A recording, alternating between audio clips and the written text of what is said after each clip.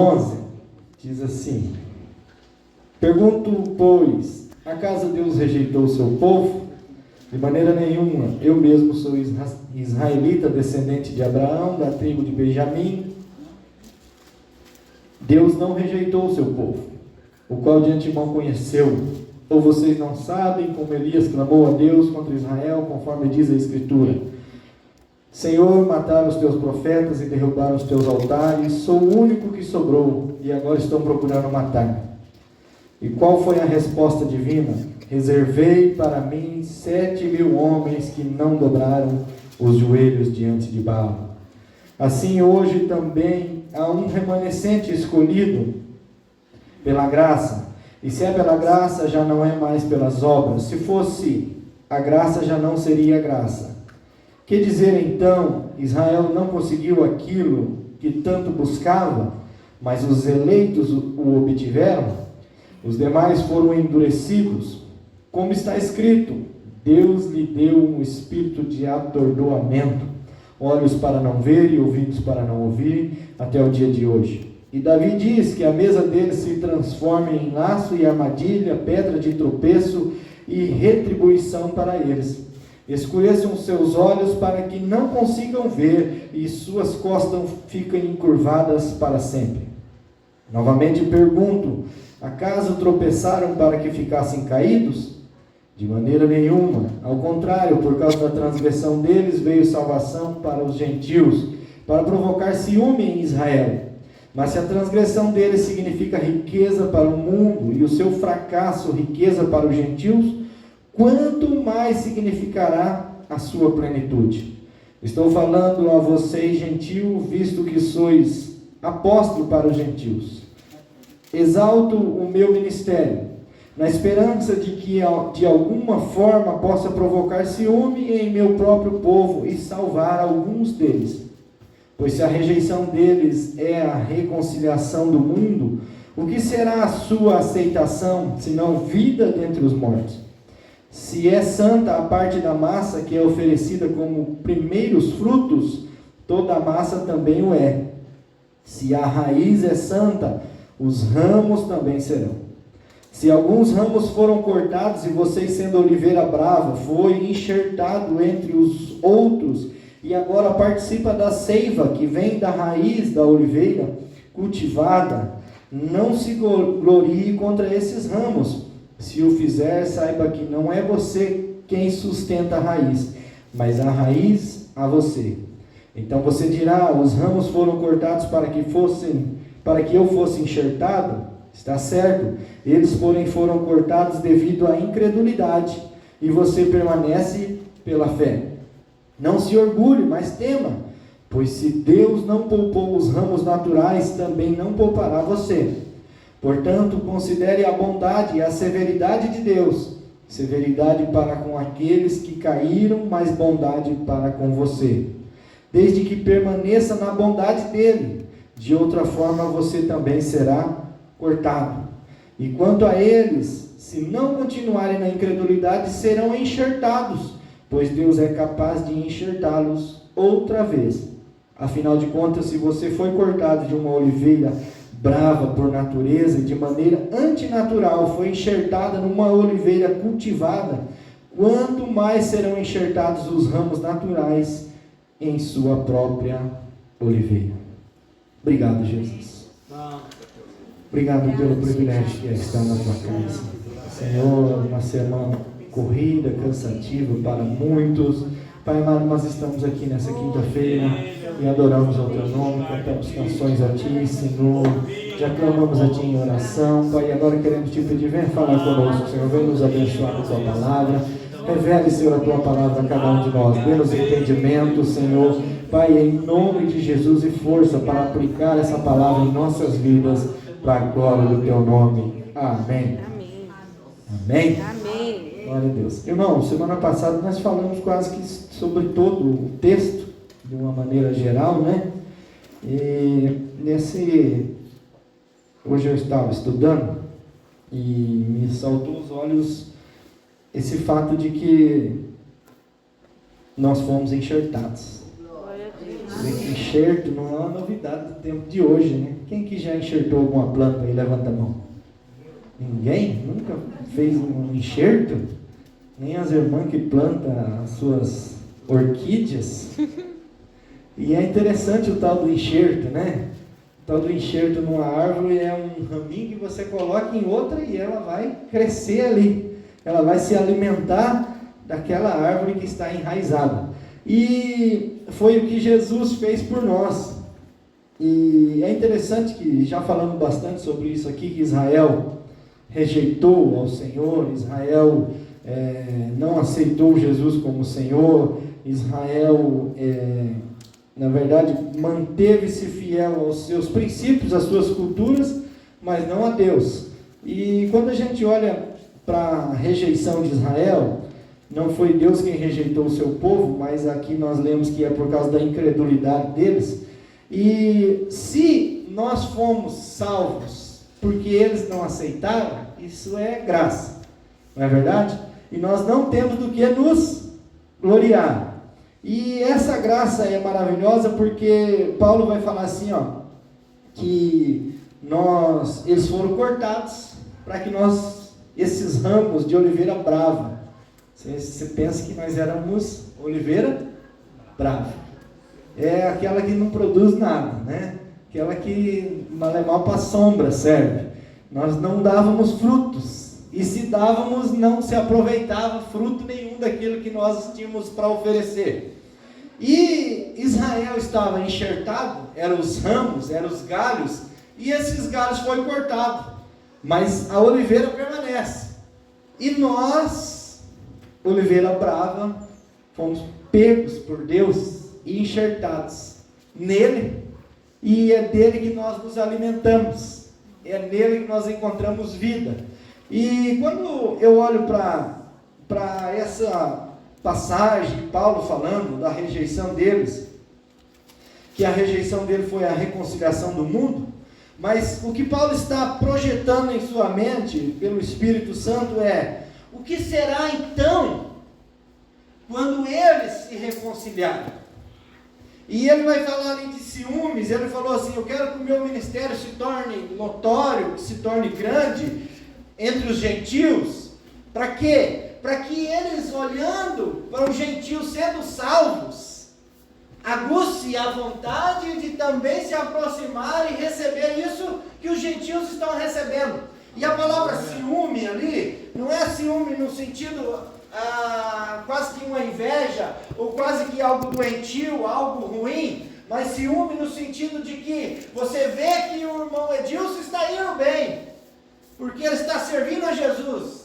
Então, isso aguça em mim uma vontade de servir ao mesmo Jesus que o Edilson está servindo. É isso que Paulo está dizendo. Eu quero que o meu ministério cresça entre os gentios para que de alguma forma desperte ciúme no meu povo Israel, que eles olhem para o povo gentil sendo abençoado, sendo transformado, tendo uma vida plena em Jesus, vivendo uma experiência espiritual diferente, para que eles olhem para isso e falem: nós queremos também isso.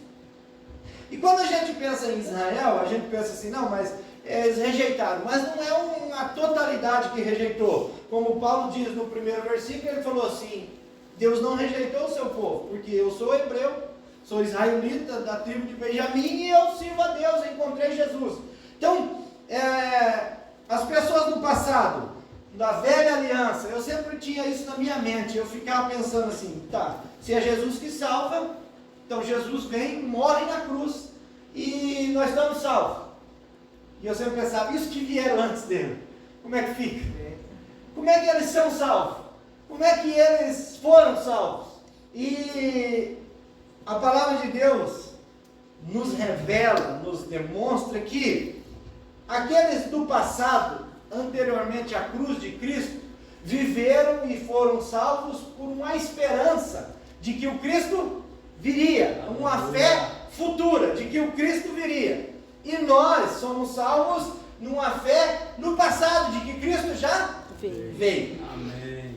E confiamos no Cristo do futuro que vai voltar para nos buscar. E então, no tempo passado, você vai ver que Deus é Deus de Abraão, Deus de Isaac, Deus de Jacó. Esse povo é um povo salvo, porque creram em uma promessa. Lá no livro de Hebreus vai dizer assim, que todos eles morreram sem ter alcançado a promessa, mas nós, sem eles, nós não seremos aperfeiçoados, eles sem nós não são aperfeiçoados. Então a igreja é uma comunidade formada por israelitas, judeus e gentios, que crê no Senhor Jesus. Ah, mas eles não creram em Jesus. Creram, porque a palavra vai dizer assim, que Abraão almejou ver esse dia, Jesus falando, o dia que ele viria, mas ele não o viu, mas viu de longe, e confiou que esse dia aconteceria. Então, a promessa de Deus fez com que o povo judeu, uma boa parte deles que confiaram na vinda do Messias,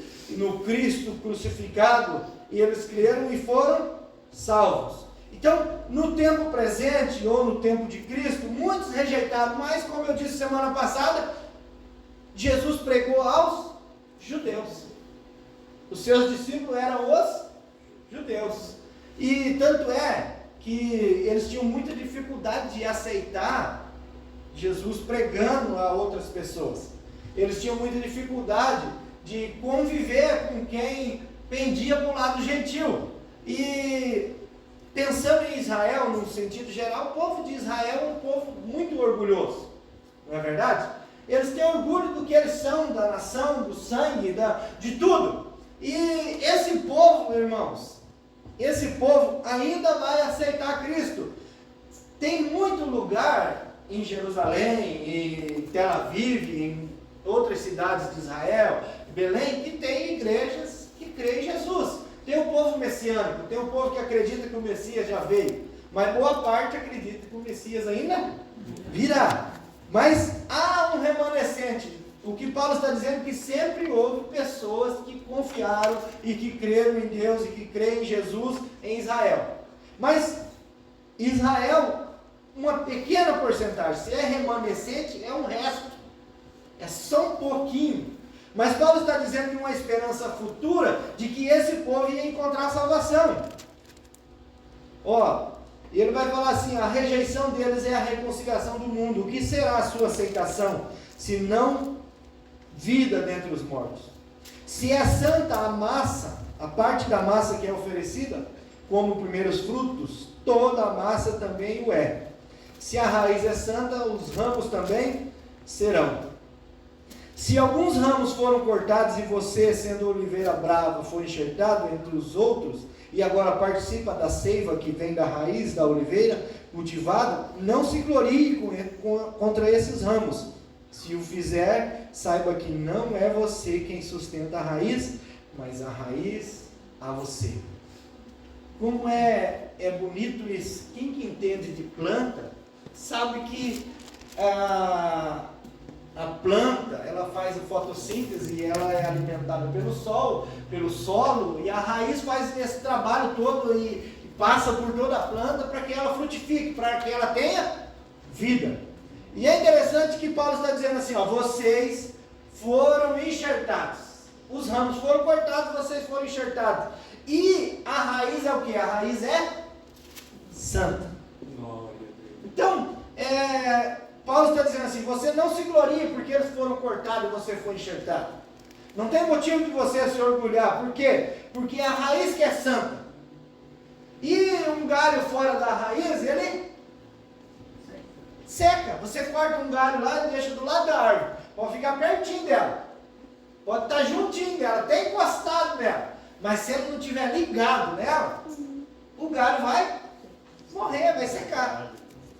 E é interessante que Paulo está dizendo assim, não é você que sustenta a raiz, é a raiz que te sustenta. Então, se eu sou salvo, se nós somos salvos, é por causa dessa graça que Deus nos enxertou em Cristo, para que nós tenhamos vida. A vida de Deus habite em nós. Então nós não temos por que falar, Israel é rebelde, não sei o que e tal. E na verdade assim, o juízo vem, a justiça vem, mas a salvação também vem. Então Deus derramou, colocou, o versículo 32, nós não lemos, mas nós lemos esses dias. Deus sujeitou todos à desobediência para exercer misericórdia para com todos. Então, Israel é desobediente? Nós também somos. Então todos estão debaixo da desobediência, mas Deus exerce misericórdia para com todos. Amém. Como eu falei semana passada, o que Israel precisa fazer? Crer em Jesus, continuar adorando a Deus. E nós falamos também sobre o milagre de Israel continuar existindo. Só pode ser a mão de Deus. Então Deus tem um projeto, tem um propósito para eles, mas eles e nós nos tornamos a igreja do Senhor. Porque assim, há muito entendimento e há muita interpretação bíblica de que Deus escolheu Israel, aí Israel rejeitou a Deus, aí Deus vem e pega a igreja, agora a igreja vai chegar na sua plenitude, que nós lemos ali, e quando os gentios chegar nessa plenitude, Deus vai se voltar para Israel. Não, Deus tem um povo só. Quem é esse povo? É o povo, tanto judeu como gentil, que crê em Jesus. Aleluia. Que confia nele. Deus tem um trabalho especial com Israel? Tem, de fato, mas não existe mais essa separação, porque nós somos o novo Israel de Deus. Aleluia. O que nós precisamos fazer com relação a Israel? Orar por eles. Hoje eu estava dando uma olhada, né?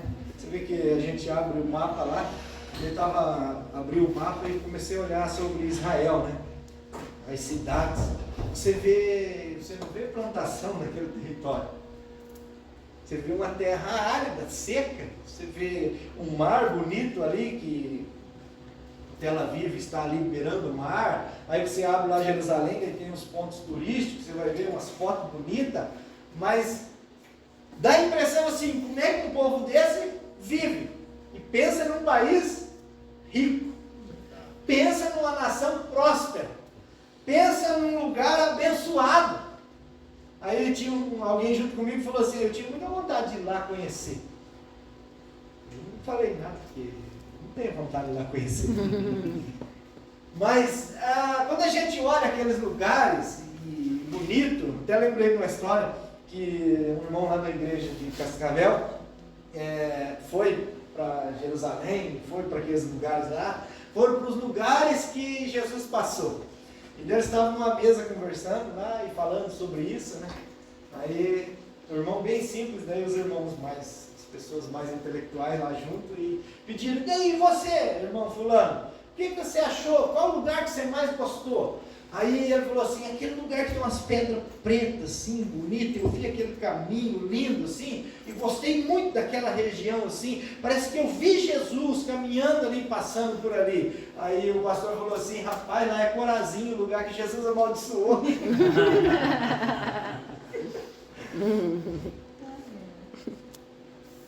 Mas ele falou, não importa que é Corazim, eu vi Jesus passando ali, senti Jesus ali. Falei, que bom. Mas é bonito a gente ver, irmãos, e a gente vê um país que tem 70 e tantos anos, voltou a ser uma nação, e que todo ano tem alguém tentando acabar com eles. E que quantas pessoas e quantas nações já tentaram e não conseguem. Você vê que desde que Israel se tornou nação em 1948, sempre tem perseguição contra eles. E eles são um milagre. E quando eu olho para Israel, isso me dá esperança. Por quê? Porque a igreja, desde que a igreja existe, desde que começou a igreja sofre perseguição. Hoje menos do que um tempo atrás. Não é verdade? O começo foi mais difícil. O meio deu uma... por exemplo, se você for olhar a história da igreja, você vai ver que Constantino assume o trono e ele entra na igreja, porque a igreja está crescendo. E ele se torna alguém da igreja, e essa mistura acaba gerando um problema para a igreja. Porque igreja e Estado se tornam um só. E aí, irmãos, a perseguição cessa. Só que também a santidade some. A busca pelo Senhor some. Por quê? Porque quando você é igreja e é Estado, você tem tudo nas suas mãos. E isso acabou com a perseguição e a igreja parou de crescer. Aí, os séculos se passaram, nós chegamos em 1500 quando houve a ruptura, que é a reforma protestante. E a igreja de novo se dividiu, se tornou 2 ramos, 3 ramos, agora milhares e milhares de entendimento, e a igreja é perseguida. A igreja é chamada de endemoniada. A igreja em vários lugares você vai ver perseguição, mas aqui é perseguição do quê? De rivalidade. Mas em muitos lugares é perseguição de devastar, de acabar, de aniquilar, de matar. Você vai ver em países árabes que se você confessa Jesus, as pessoas matam. É igual a história de um rapaz, e isso tem acontecido muito, que Jesus, irmãos, muitas pessoas não têm acesso ao Evangelho ainda, por incrível que pareça, em muitos lugares o Evangelho não chega. Eu lembro de um pastor que veio da Indonésia uma vez pregar na Igreja Brasil para Cristo, e ele mostrou muitas fotos de pastores decapitados, de muitas pessoas. Um país que nem a Indonésia, igual a Indonésia, não comemora Natal, mínimo os cristãos, e os cristãos que têm se reúnem escondido. E aquilo me deixou assim, impactado, aquela imagem daqueles pastores que se congregavam com poucas pessoas em porões, e quando eles descobriam, eles iam lá e matavam essas pessoas. Mas por causa disso, Jesus tem aparecido a muitas pessoas. E teve um jovem, eu ouvi um testemunho uma vez de um missionário, que um jovem encontrou Jesus, sonhou com Jesus, e ele procurou um lugar onde ouvia a palavra de Jesus, e ele se converteu, e ele estava servindo a Deus. Ele ia para o culto escondido dos seus pais, ele se escondia, ia no culto, até o dia que ele resolveu se batizar, e ele se batizou. Mas ele ficou curioso, por quê? Porque quando um dos filhos dessas pessoas, dos árabes, dos muçulmanos, se converte, eles geralmente matam. Os pais matam os filhos. E esse filho ficou assim, pensando assim, mas como é que meu pai e minha mãe não tentam me matar? Então há um espaço para eu pregar o Evangelho para eles. E no dia que ele batizou, ele falou, passou uns dias, ele falou, pai, mãe, é o seguinte, não sei se vocês sabem, mas eu sou evangélico, eu estou servindo a Jesus e tal, e eu me batizei, mas é estranho, porque assim, vocês aceitaram e tal. Ele falou, não, nós não aceitamos. Nós chegamos à conclusão que esse Jesus que você serve é muito poderoso, porque desde o dia que nós descobrimos que você está servindo a Jesus, nós tentamos matar você, nós já deu veneno que mataria um camelo e você não morreu.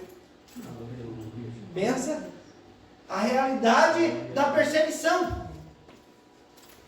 E isso tem acontecido muito. Essa semana eu vi que teve um evangelismo qual país, amor, que você me falou? No Congo. Quantas pessoas se converteram? 20 mil. 20 mil pessoas. Nesses lugares que às vezes o evangelho é rejeitado, que a igreja é perseguida, e está havendo um avivamento, um crescimento muito grande. E às vezes, irmãos, nós como igreja brasileira, que não somos perseguidos nem 1% daquilo que os outros têm sido, nós estamos muitas vezes estagnados, paramos de crescer, paramos de evoluir, estamos às vezes orgulhosos do que nós temos e não temos experimentado mais da parte de Deus. Porque se nós estamos vivos, se nós estamos de pé, é porque nós recebemos força da raiz. É a raiz que sustenta, não é o ramo que sustenta a raiz, é a raiz que nos sustenta. E Paulo vai dizer assim, pois se Deus, não se orgulhe, mas tema, versículo 21, pois se Deus não poupou os ramos naturais, também não poupará você. Portanto, considere a bondade e a severidade de Deus, severidade para com aqueles que caíram, mas bondade para com você, desde que permaneça na bondade dele. De outra forma, você também será cortado. Pensa, irmãos, que há uma responsabilidade, há algo que nós recebemos da parte de Deus e nós precisamos manter isso em nós. Bondade de Deus. Essa bondade vai permanecer conosco desde que nós permanecemos na bondade dele. E é possível uma pessoa se rebelar contra Deus depois de ter conhecido a bondade de Deus? É fato. Israel experimentou isso. E se os ramos naturais foram cortados, imagine nós que somos enxerto. Porque o enxerto é bem mais fácil de tirar fora. Não é verdade?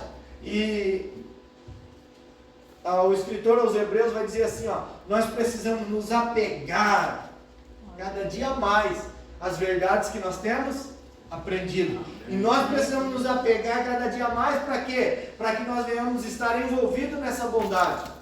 Porque de outra forma nós também seremos cortados. E quanto a eles, se não continuarem na incredulidade, serão de novo enxertados. Então, o que separa? O que faz a pessoa estar afastado ou longe dessa raiz que é o Senhor?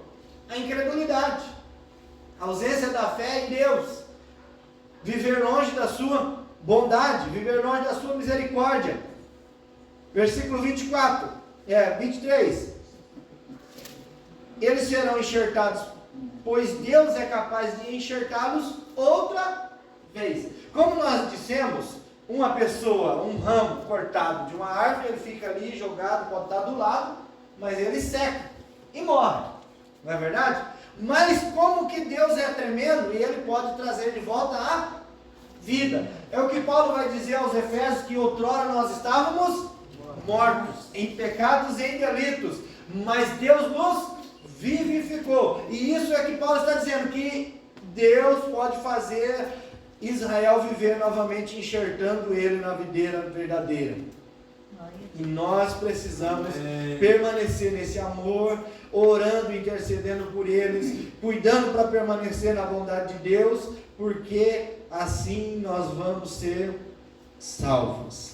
Afinal de contas, se você foi cortado de uma oliveira brava, por natureza, e de maneira antinatural foi enxertado numa oliveira cultivada, quanto mais serão enxertados os ramos naturais em sua própria oliveira.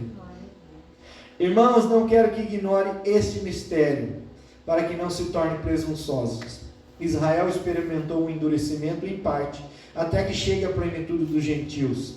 E assim todo Israel será salvo, como está escrito: virá de Sião o Redentor, que desviará de Jacó a impiedade.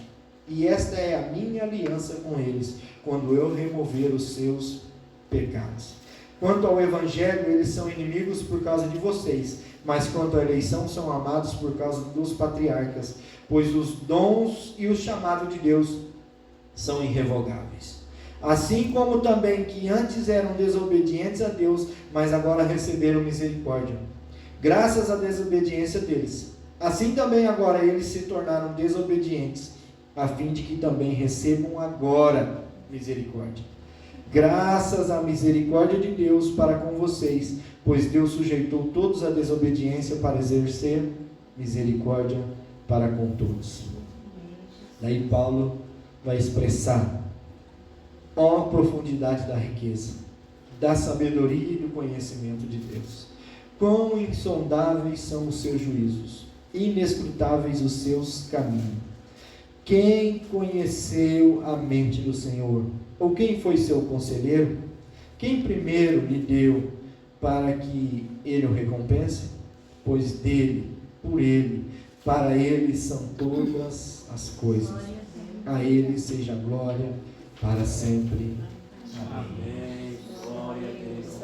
Quando eu olho para esse final desse capítulo, é que Paulo está tentando explicar e tentando se fazer entendido, mas ele chega num ponto que ele fala assim: ó, a profundidade da riqueza, da sabedoria e do conhecimento de Deus. Como quem diz, eu não entendi, eu não sei explicar, eu não sei o que acontece, eu não sei os planos, os propósitos, estou tentando buscar isso, mas quão insondáveis são os seus juízos e inescrutáveis os seus caminhos. Quem conheceu a mente do Senhor? Ou quem foi seu conselheiro? Quem primeiro deu a ele para que ele recompense? Quem primeiro deu algo para o Senhor para que ele recompense? Para que ele devolva? É como se a gente pegasse algo emprestado de alguém e fosse devolver. Quem que pegou? De quem Deus pegaria algo emprestado? Paulo está dizendo assim, para quem Deus deve alguma coisa? Para quem Ele deve satisfação? Para quem? Aí ele vai dizer, pois dele, por Ele, para Ele, são todas as coisas. Glória, pois, a Ele, eternamente. Amém. Coloque-se de pé. Aleluia. O nosso Deus é o Deus de profundidade, de riqueza, de sabedoria, de conhecimento. Seus juízos são insondáveis e os seus caminhos são inescrutáveis.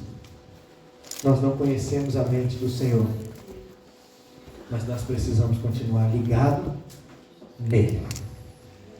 É a raiz que sustenta o galho, o ramo. Não é o ramo que sustenta a raiz. Aleluia. Irmãos, como é precioso.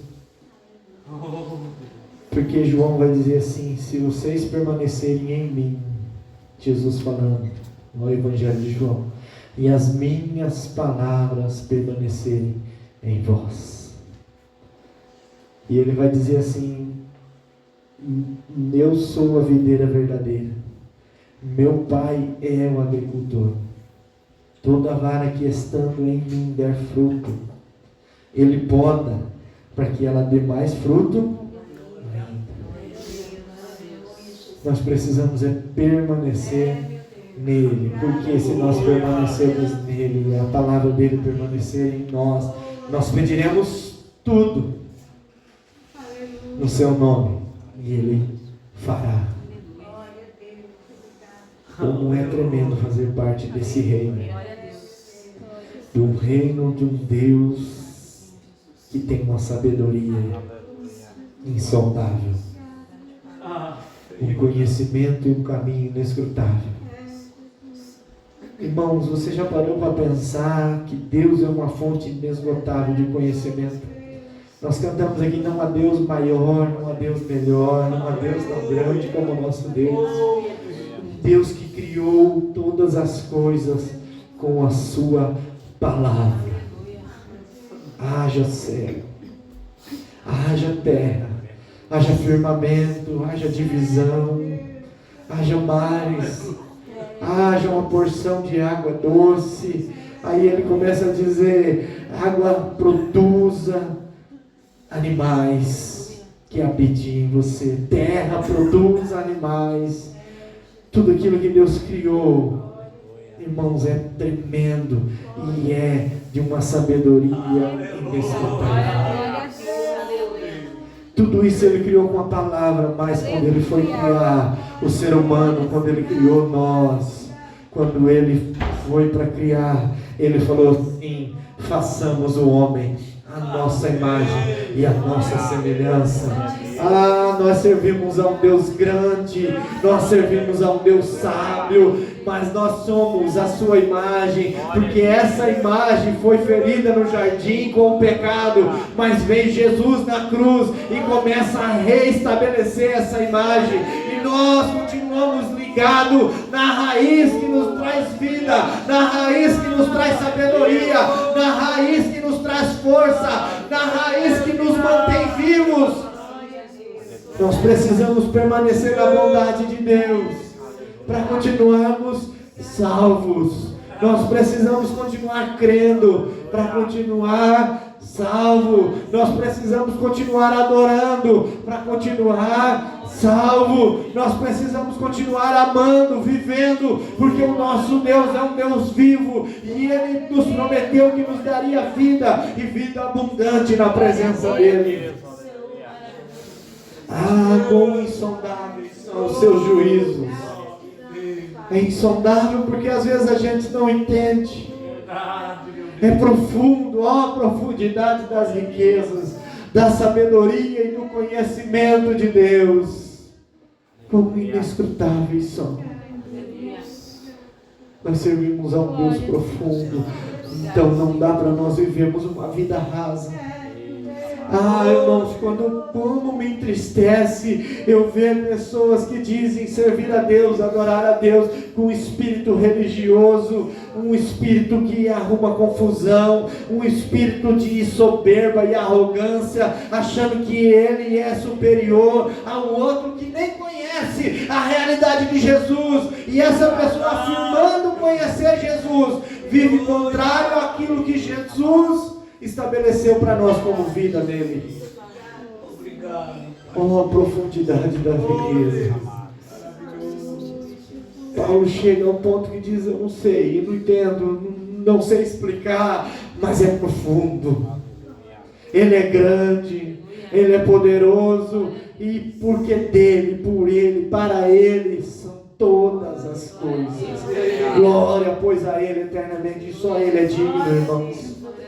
Nós não temos mérito nenhum, porque nós somos ramos que éramos oliveira brava, mas agora estamos enxertados na oliveira verdadeira. E nós produzimos frutos não para nossa glória, mas para a glória dele. Se nós louvamos Ele, louvamos para a glória dele. Se nós pregamos para a glória dele. Se nós vivemos para a glória dele. Se nós produzimos alguma coisa, produzimos para Ele, porque tudo é dele, tudo provém dele. A vida que recebemos veio dele. Obrigado, Jesus. Obrigado por tua graça, por tua fidelidade, por teu amor. Obrigado por essa palavra, Senhor. Ajude-nos a entender, Senhor. Ajude-nos a viver os teus propósitos. Ajude-nos, Senhor, meu Deus, a viver nos teus caminhos. Viver em ti, ligado em ti. Viver na tua bondade, Senhor, meu Deus. Permanecer, Senhor, nessa bondade. Permanecer servindo a ti, te buscando, adorando a ti, exaltando o teu nome. Pai amado, não deixe que nós venhamos nos afastar da tua bondade. Tendo, Senhor, meu Deus, um espírito de temor. Pai amado, que permanece em ti, que adora a ti, que busca, Senhor, não para a nossa glória, mas tudo para a tua glória. Que nós, como igreja, venhamos entender isso, Senhor, e venhamos divulgar este amor, essa bondade, para que aqueles que foram tornados possam experimentar, Senhor, e novamente ser ligados em ti, através de nós, Senhor, meu Deus, como pregadores do teu reino nesta terra. Nós clamamos a ti, Senhor, e te louvamos por tudo que tu és e por tudo que o Senhor faz, em nome de Jesus. Amém. Amém. Cumprimento, Senhor. Vamos dar a benção, né?